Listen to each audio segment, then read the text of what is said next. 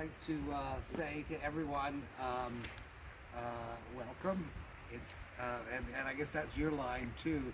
That Kathy Armstrong. It's just wonderful from a Peninsula Streams perspective to be able to partner with the TLC, the Greenbelt Society, to access this lake so we can put the Coho fry, or pre-smolts as they are, into this lake so that they will imprint here and come back in a couple of years as fish like this up the fish ladder. So anyway, that's all I've got to say really officially, but thank you for this opportunity, and we'll let some fish go. Give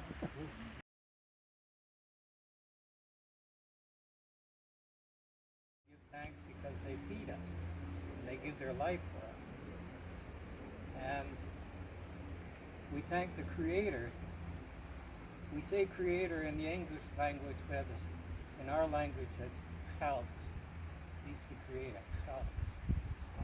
And He's given us a responsibility, and I'm thankful that you have all taken up that same responsibility to make sure that we create a balance back into the streams. And that's important because we live off of that as well. And it's important for us to create that balance back into the systems. And we know that that balance is not there. And so we're thankful.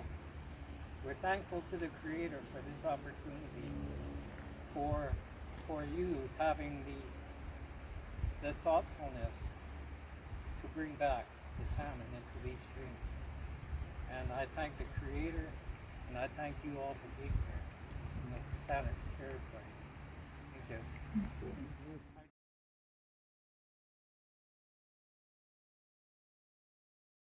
I'm fortunate enough to live alongside Millstream further down. And years ago, I was out with on a walk with my son, and some of the kids in the neighborhood were fishing in the creek.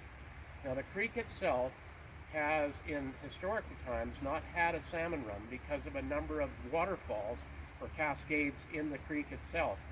And my observation of these children fishing in the creek and catching trout sparked a bit of interest in me, that perhaps if we could overcome these obstacles, these barriers, that maybe we might be able to introduce salmon into this watershed, because the highlands have been like a great big sponge of really nice pure water that saved this watershed over the years.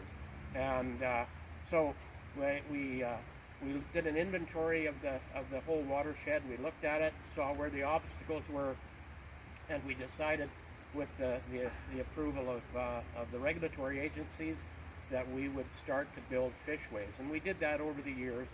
We built 5 fish ladders from Atkins Road down. We introduced salmon into that watershed, and we were able to create a sustaining coho run.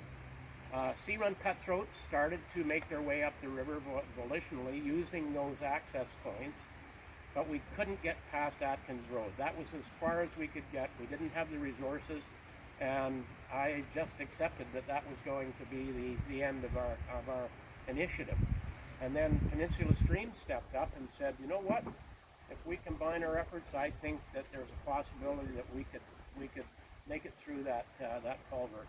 And the rest is history. Ian's group, the Peninsula Streams, took it on, and were able to build a really top-notch fishway on the bottom end of that culvert. And it's our hope now that we'll be able to populate the upper watershed with these fish as being the start of a sustaining run. Our hope as hatchery people is that we will be able to introduce these fish into a watershed that is now happy to receive them, and that the fish will become self-sustaining and we'll be able to walk away from it. That's the wish of most hatchery guys and gals, that their efforts are to bring the fish back to a point of self-sustaining, and then we can walk away from it. And thank goodness that we've managed to maintain this habitat in the upper watershed in Highlands, because the lower watershed was subject to a lot of insults over the years. and it's coming back. And by having a community aware of the fact that they have a sustaining run of salmonids, salmon and trout, in their community, that awareness sparks all kinds of effort to protect that watershed.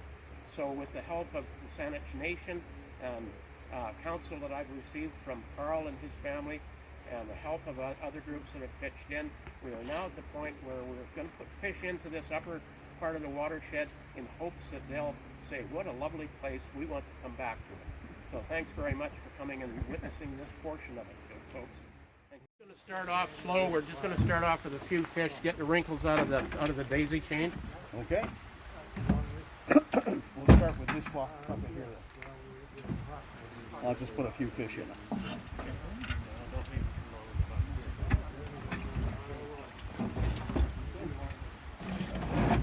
Yeah, just hold off, Bill. Okay.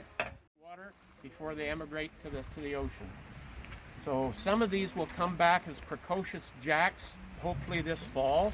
The adults will return in 2022.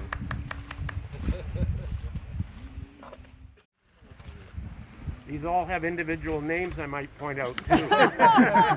Fred. Are you attached to them? Fred 1, Fred 2, Fred 3.